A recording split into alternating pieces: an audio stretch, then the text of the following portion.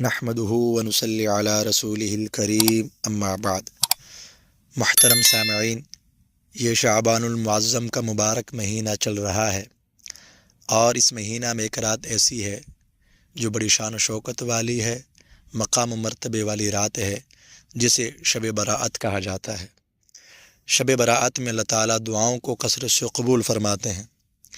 کتاب مصنف عبدالرزاق میں صحابی رسول حضرت عبداللہ بن عمر رضی اللہ تعالیٰ عنہما سے روایت ہے، فرماتے ہیں: خمس لیال لا ترد فیہن الدعاء، لیلۃ الجمعہ واول لیلۃ من رجب ولیلۃ النصف من شعبان ولیلۃ العیدین۔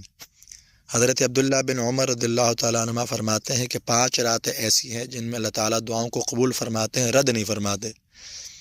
نمبر 1 جمعہ کی رات، جسے شب جمعہ کہا جاتا ہے۔ نمبر 2 ماہ رجب کی پہلی رات۔ نمبر 3 15ویں شعبان کی رات یعنی شب براءت کی رات۔ نمبر 4 عید الاضحیٰ کی رات، اور نمبر 5 عید الفطر کی رات، جنہیں ہم چاند راتیں کہتے ہیں۔ اور یہی بات امام شافعی رحمۃ اللہ تعالیٰ علیہ نے اپنی کتاب الام میں نقل فرمائی ہے، بیان فرمائی ہے۔ امام شافعی رحمۃ اللہ فرماتے ہیں: وَبَلَغَنَا أَنَّهُ كَانَ يُقَالُ إِنَّ الدُّعَاءَ يُسْتَجَابُ فِي 5 لَيَالٍ فِي لَيْلَةِ الْجُمُعَةِ وَلَيْلَةِ الْأَضْحَىٰ وَلَيْلَةِ الْفِطْرِ وَأَوَّلِ لَيْلَةٍ مِّن رَجَب وَلَيْلَةِ النِّصْفِ مِن شَعْبَانَ۔ امام شافعی رحمۃ اللہ فرماتے ہیں کہ ہمیں یہ بات پہنچی ہے کہ 5 راتوں میں دعا زیادہ قبول ہوتی ہے، یعنی جمعہ کی رات، عید الاضحیٰ کی رات، عید الفطر کی رات، ماہ رجب کی پہلی رات، اور 15 شعبان کی رات، جسے شب براءت کہا جاتا ہے۔ تو ان 5 راتوں میں اللہ تعالیٰ دعاؤں کو زیادہ قبول فرماتے ہیں۔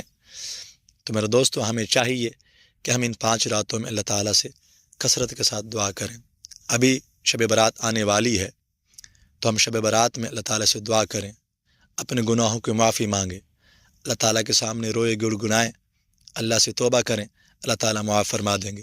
اور ہمارے وہ پیارے جو دنیا سے جا چکے ہیں، مسلمان مرد عورت اس دنیا سے جا چکے ہیں، قبر کے پاتال میں اتر چکے ہیں، ہم ان کے لیے بھی دعائے مغفرت کریں، اللہ تعالیٰ ان کی بھی بخشش فرما دیں گے۔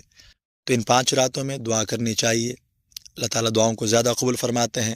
ان میں سے ایک رات 15ویں شعبان کی رات یعنی شب برات کی رات ہے، جو 1-2 دن کے بعد آنے والی ہے۔ اس میں ہم جا کر اللہ کی عبادت کریں اور اللہ سے دعائیں کریں، اپنے لیے بھی اور جو لوگ جا چکے ہیں ان کے لیے بھی۔ اللہ تعالیٰ ہمیں عمل کرنے کی توفیق عطا فرمائے، اور اللہ تعالیٰ ہمیں اپنے گناہوں سے توبہ کرنے کی توفیق عطا فرمائے، گناہوں سے بچنے کی توفیق عطا فرمائے، نیک اعمال کرنے کی توفیق عطا فرمائے۔ وآخر دعوانا ان الحمد للہ رب العالمین۔